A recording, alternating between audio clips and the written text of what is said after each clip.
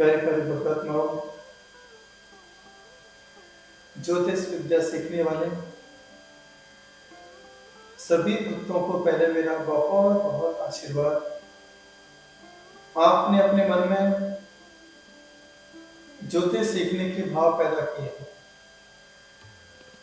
जिस प्रकार से हर घर में छोटी छोटी दवाइयों की जानकारी घर में रहने वालों को होती है,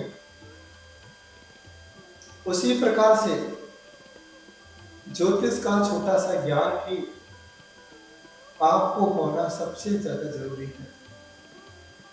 अभी मैंने आपको नवग्रहों के बारे में बताया।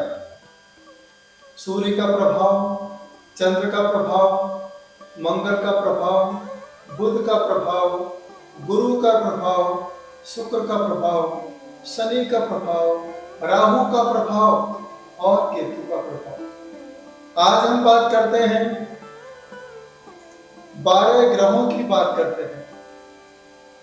12 ग्रहों की बात करके साथ साथ यहाँ पर जो हमने नवग्रहों के बारे में बताया है, इसमें कुछ ग्रह शुभ होते हैं, कुछ ग्रह यहाँ पर अशुभ होते हैं। जैसे चंद्रमा, बुध, शुक्र, गुरु, ये सबसे ज्यादा शुभ माने जाते हैं। और अशुभ ग्रहों में यहाँ पर देखिए सूर्य, मंगल, शनि, राहु और केतु, इसे अशुभ ग्रह माना गया है। यहाँ पर कहा जाता है कि जब शुभ ग्रह को हम देखते हैं, चंद्रमा से बुध और शुभ होता है, बुध से शुक्र और शुभ होता है, शुक्र से और ज्यादा शुभ गुरु को माना गया है। अशुभ में भी यहाँ देखिए सूर्य से और अशुभ मंगल होता है, मंगल से ज्यादा अशुभ शनि होता है, तो शनि से ज्यादा अशुभ राहु और केतु हुआ करता है। इन ग्रहों के बारे में हमें जानकारी होना बहुत जरूरी है। यही ग्रहों के माध्यम से ही जैन संत स्वाध्याय प्रारंभ करते हैं। जब अशुभ ग्रह होते हैं, अशुभ ग्रहों में कोई भी संत स्वाध्याय का शुभारंभ नहीं करते। अशुभ ग्रह में कोई भी संत धार्मिक कार्यक्रम नहीं करते। आप जब बच्चों का एडमिशन भी कराएं, एडमिशन के समय भी ऐसे शुभ ग्रह होना चाहिए। अशुभ ग्रह होगा, स्कूल तो अच्छा होगा, कॉलेज तो अच्छा होगा, लेकिन पढ़ाई अच्छी नहीं हो पाएगी। तो यहाँ पर हमें ग्रहों के बारे में समझना बहुत ज्यादा जरूरी होता है। यहाँ पर हम जब ग्रहों की बात करते हैं तो यहाँ पर हमने कई बार सुना होगा कि ग्रहों की अपने अपने मित्र होते हैं। जैसे आप भी मित्र बनाते हो, उसी प्रकार से यहाँ पर ग्रह राशि के साथ मित्रता बनाते हैं। यहाँ पर 5 प्रकार से मित्रता बनाई जाती है। एक होता है अधिमित्र, दूसरा होता है मित्र, तीसरे होते हैं सम, चौथा होता है शत्रु और 5वें होते हैं अधिशत्रु। अब यहाँ पर जो विषय आपको याद करना है, क्योंकि 12 राशि को समझना बहुत ज्यादा जरूरी है, क्योंकि 12 राशि से ही संसार बना हुआ है। जो संसार में पैदा होता है उसके जीवन में 12 राशि में एक राशि उसके साथ अटैच हो जाती है। यहाँ पर 12 राशि के नाम आपको याद होना चाहिए। सबसे पहले राशि मेष राशि है, दूसरी वृषभ राशि है, तीसरी मिथुन राशि है, चौथी कर्क राशि है, 5वीं सिंह राशि है, 6वीं कन्या राशि है, 7वीं तुला राशि है, 8वीं वृश्चिक राशि है, 9वीं धनु राशि है, 10वीं मकर राशि है, 11वीं कुंभ राशि है और 12वीं मीन राशि है। इन राशि को समझने के बाद यहाँ पर अब हमें देखना है किस राशि का किस ग्रह के साथ मित्रता है और किस ग्रह के साथ उसकी शत्रुता है। तो यहाँ पर आप देखिए सूर्य के लिए उच्च राशि होती है मेष और इसकी सातवीं राशि होगी तुला राशि। तो तुला राशि यहाँ पर मेष राशि के लिए नीच मानी जाती है। 12 राशि के साथ हमें नवग्रहों को जोड़ना है। ये नवग्रह किसके साथ अच्छा व्यवहार करते हैं, नवग्रहों के बारे में हमने सुना। अब नवग्रहों को हम राशि के साथ जोड़ते हैं, किस राशि में जाकर भी यह उच्च के हो जाते हैं, किस राशि में जाकर के यह नीच के हो जाते हैं। तो सबसे पहले आप देखिए सूर्य को, यह सूर्य मेष राशि में जाता है, उच्च का हो जाता है, और तुला राशि में जाता है तो यह नीच का हो जाता है। इसके बाद चंद्रमा को देखिए, यह चंद्रमा वृषभ राशि में जाता है तो उच्च का हो जाता है, और वृश्चिक राशि में जाता है तो नीच का हो जाता है। तीसरा यहाँ पर देखिए मंगल को, यह मंगल मकर राशि में जाता है तो उच्च का हो जाता है, और कर्क राशि में जाता है तो यह नीच का हो जाता है।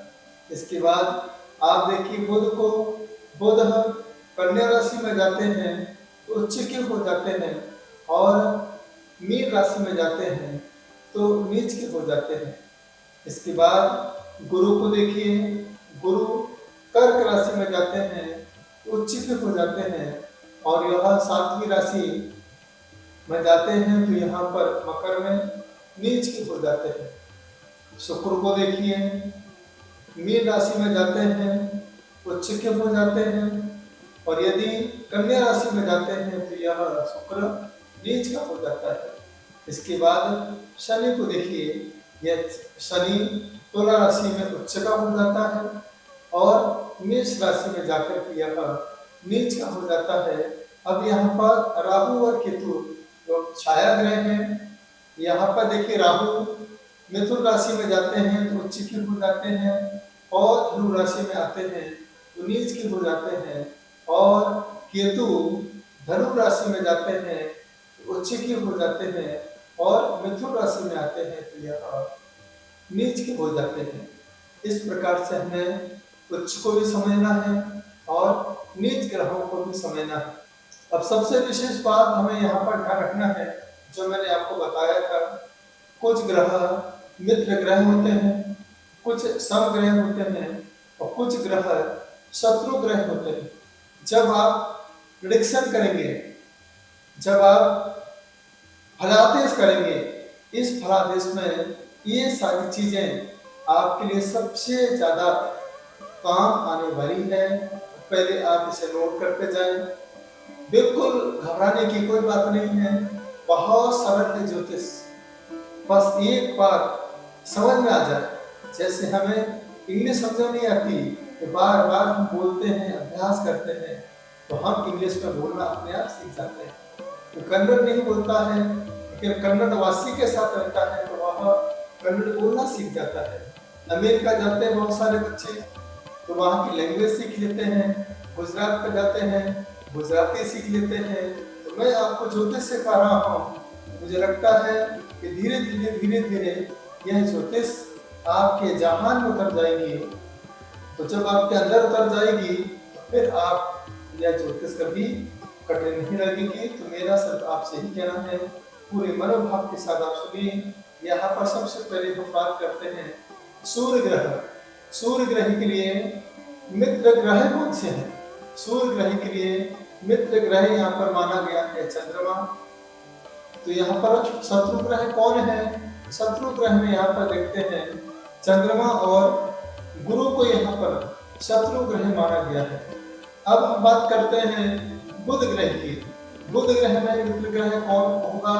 तो बुध ग्रह होगा मित्र ग्रह सूर्य होगा, शनि होगा, और राहु को भी यहाँ पर मित्र ग्रह माना गया है।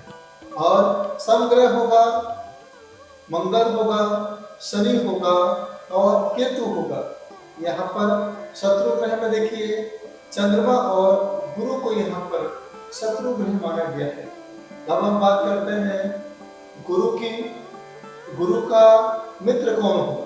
तो गुरु का मित्र यहाँ पर सूर्य होता है, चंद्रमा होता है और मंगल होता है। सम ग्रह कौन होंगे? तो यहाँ पर गुरु के लिए राहु होंगे, शनि होंगे और केतु होंगे।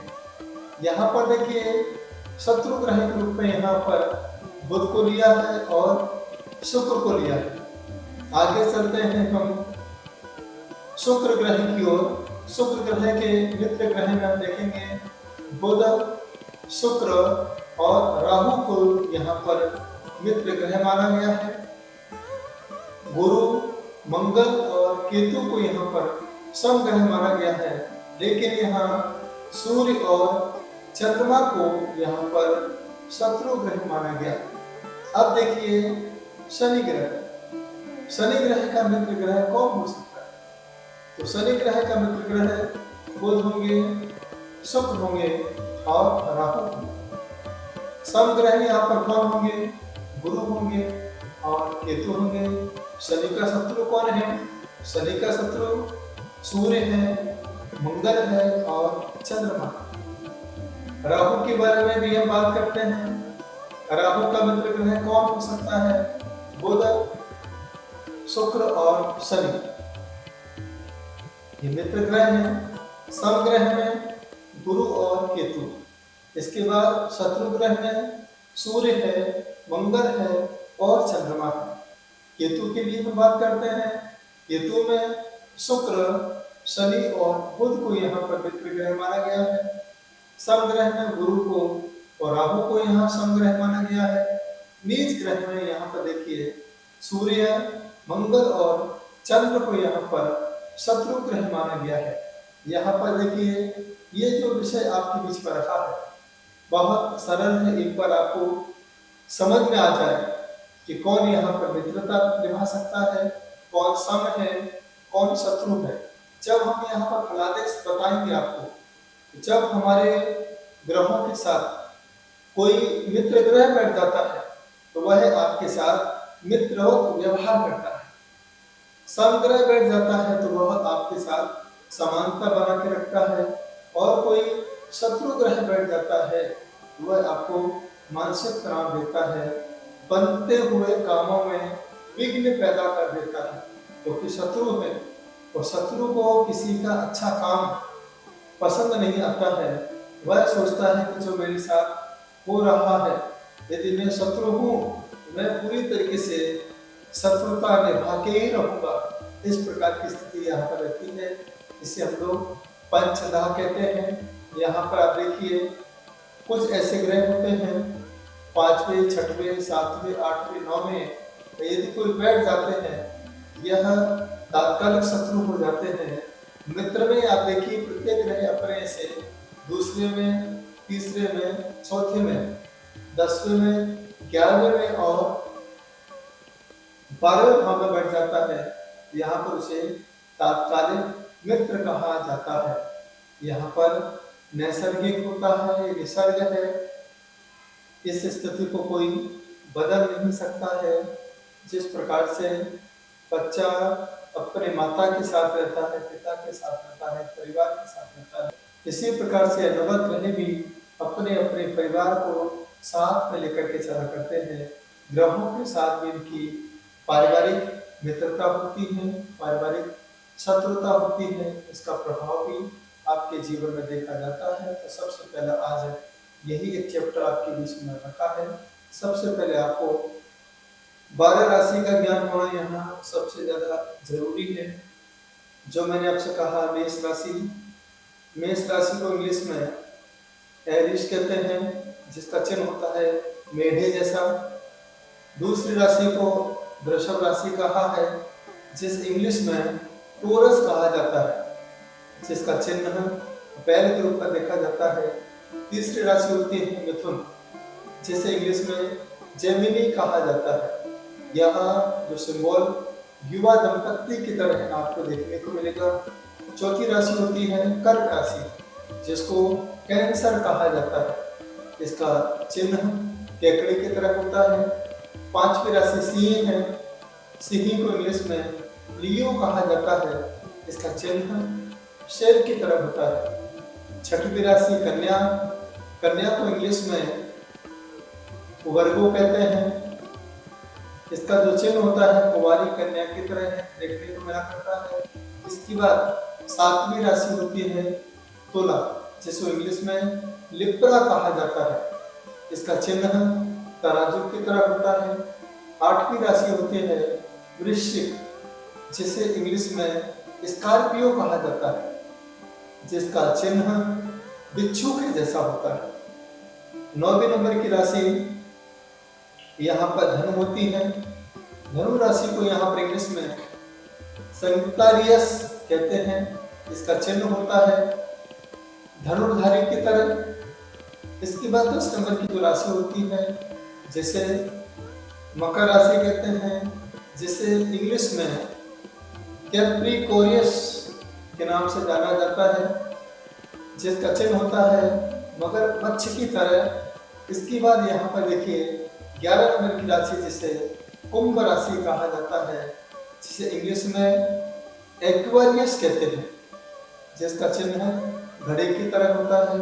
12 नंबर की राशि, जिसे मीन कहा जाता है, जिसे इंग्लिश में पाइसेस कहते हैं, जिसका चिन्ह मछली की तरह हुआ करता है। इस प्रकार से 12 राशि का ज्ञान आप सभी प्राप्त करें। धीरे धीरे हम आपको ज्योतिष की और गहराई में ले जाते हैं, और ऐसी गहराई में ले जाएंगे बस जहां भी आप बैठ जाओगे, आप हर विद्वानों के बीच में बात करने लायक हो जाओगे। उनकी बात की आप समझ पाओगे। आप भी ज्योतिषी के सामने बैठ करके अपनी बड़ी बड़ी बातों को रख सकते हैं। आगे हम बात करेंगे कि जन्म दिवस के हिसाब से राशि को कैसे जाने, कि कौन सी राशि किस जन्म दिवस के साथ आती है।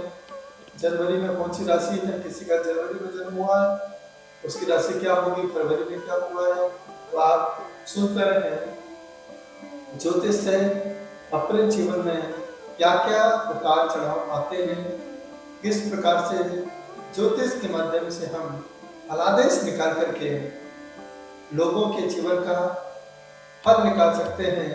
उतार चढ़ाव की स्थिति में उसे सही समाधान बता करके उसे सम्यक मार्ग बता सकते हैं। तो आप इस तरीके से जुड़े रहें ज्योतिष विद्या से।